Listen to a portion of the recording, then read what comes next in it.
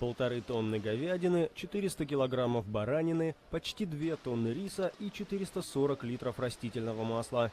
Над приготовлением огромного казана плова в минувшую пятницу в Ташкенте в течение 6 часов трудились более 50 поваров.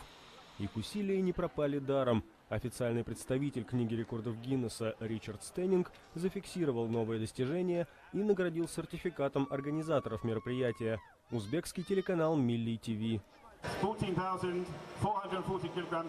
14 440 килограммов минус вес блюда. Итого 7340 килограммов. Поздравляю, Milli TV, вы официально бесподобны. Это новый рекорд Гиннесса.